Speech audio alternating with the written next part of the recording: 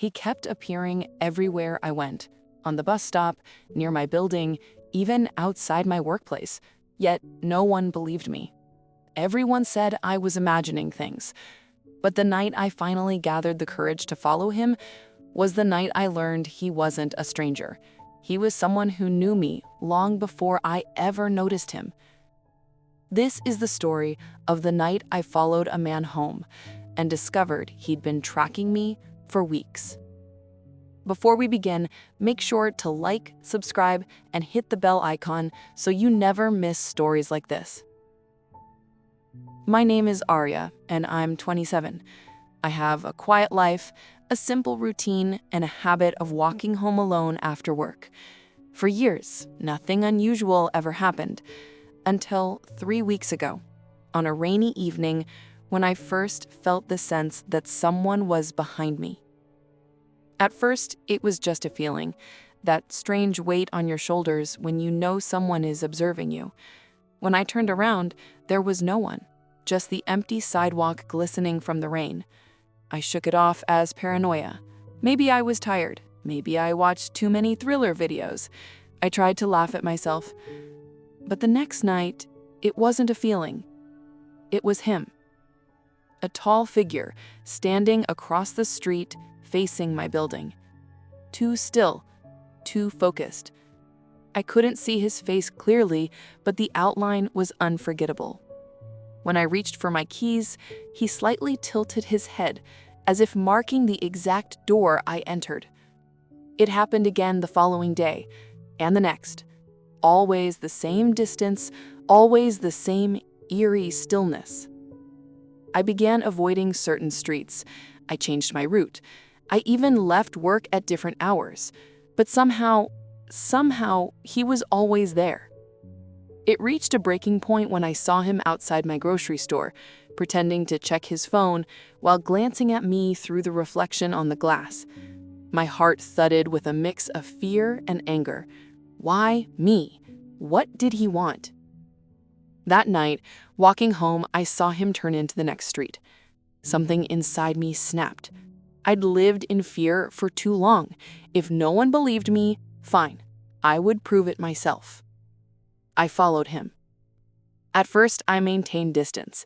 He walked calmly, hands in pockets, head slightly lowered. But then something strange happened. He slowed down. Not enough to notice casually, but enough for me to realize he knew. Whether he knew I was behind him or whether he expected someone to trail him, I couldn't tell. We walked past the busy road, past the main market, and into the quieter residential blocks I had never explored. Streetlights dimmed, houses became fewer, silence stretched. My heartbeat echoed louder than my footsteps. Then, he turned into an old lane, the kind with cracked pavement and vines creeping across fences. Halfway down the alley, he suddenly stopped. My breath caught. He didn't look back. He simply raised his head slightly, as if listening. I hid behind a parked car, trying to quiet my breathing. After a long minute, he resumed walking. The lane ended near a small, neglected house with faded paint. He walked straight toward its gate and pushed it open. The hinges creaked. He stepped inside. The moment the gate closed behind him, everything inside me warred. Should I leave? Should I call someone? Or was this my only chance to uncover the truth? Then I saw it. A light on the second floor flickered on, and through the thin curtains, I saw walls covered in something. Curiosity took over fear. I crossed the street and approached the gate. It was slightly ajar. I pushed it, making it creak again. I cringed, but entered, slowly walking toward a window with a sliver of light spilling out. When I peeked inside, my legs nearly gave out. The walls were covered with photos of me, hundreds of them. Me walking to work, me waiting for the bus, me sitting at a cafe, me carrying groceries, even photos of me inside my apartment through the tiny gap in my curtains. My throat tightened painfully. I stepped back, bumping into something, a metal bucket. The sound echoed loudly. Suddenly, the front door of the house opened. I froze. He stepped out, standing only a few feet away.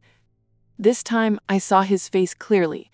He looked older up close, with the tired eyes and a face that carried years of struggle. He didn't look angry. He didn't even look shocked. He looked sad. "Arya," he said softly. My blood ran cold. "How do you know my name?" He took a slow breath and scolded me, surprised. "Because I used to watch over you when you were a child, before I lost everything." "What are you talking about?" I whispered. He reached into his pocket slowly and pulled out an old ID card. It was worn, faded, but I recognized the emblem. It was a foster care center badge. He continued quietly. "When you were 4, you stayed at our center. I was the caretaker assigned to your group. You were always quiet, always scared. You clung to me for weeks. Then one day, officials came and told us you'd been placed with distant relatives. After that, the records were locked. I tried to check on you for years, but I wasn't allowed." I stared at him, shaking. "Why follow me? Why stalk me like this?" He lowered his eyes.